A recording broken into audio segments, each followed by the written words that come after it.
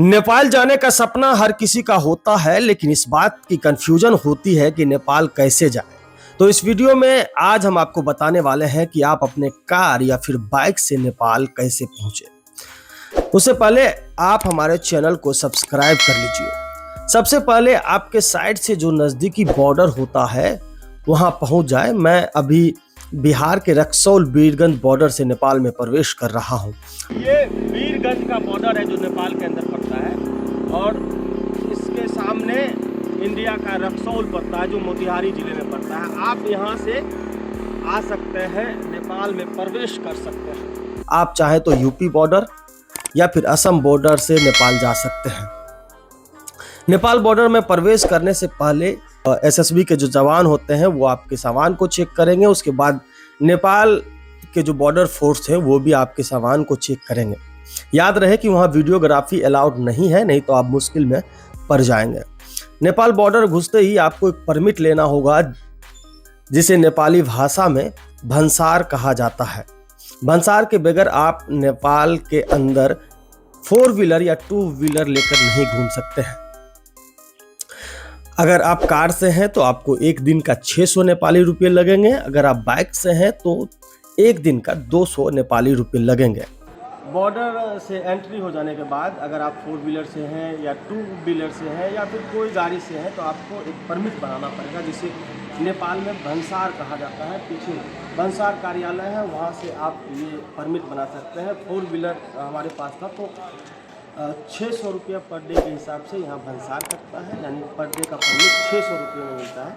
तो आप यहाँ से कटा लीजिए। याद रहे आपको दलालों के चक्कर में नहीं पड़ना है, एजेंट के चक्कर में नहीं पड़ना है। आपको डायरेक्ट याद रहे कि अगर आप पैदल हैं तो आपको भंसार कटाने की ज़रूरत नहीं है, परमिट लेने की ज़रूरत नहीं है।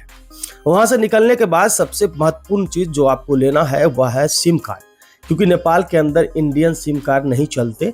हाँ, एयरटेल चलता है, लेकिन इसके लिए इंटरनेशनल पैक को एक्टिवेट कराना पड़ेगा जो कि काफ़ी महंगा है।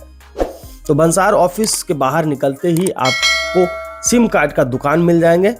आप इंडियन आधार कार्ड देकर सिम कार्ड खरीद सकते हैं। याद रहे कि एनसेल का सिम आपको लेना है। एनसेल का सिम पहाड़ों पर भी ठीक ठाक ही काम करता है। इंडिया के 250 रुपये में अनलिमिटेड 7 दिनों के डेटा के साथ आपको यह सिम मिल जाएगा।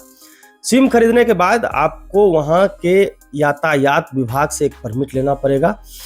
इससे पहले हमने एक भंसार कटवाया था। नेपाल के अंदर आप जा रहे हैं इस बात का परमिट होता है 4 व्हीलर लेकर, और जब आप यातायात विभाग से परमिट लेते हैं तो इसका ये मतलब है कि आप वहाँ के सड़कों पर गाड़ियाँ चला सकते हैं। तो वीरगंज बॉर्डर से कम 5 से 6 किलोमीटर की दूरी पर यातायात ऑफिस है, वहाँ जाकर परमिट लेना है।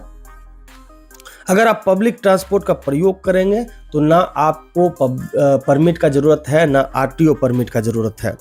नेपाल के अंदर अगर आप 4 व्हीलर से आ रहे हैं तो आपको एक यातायात का परमिट लेना पड़ेगा। ये देखिए, ये परमिट है,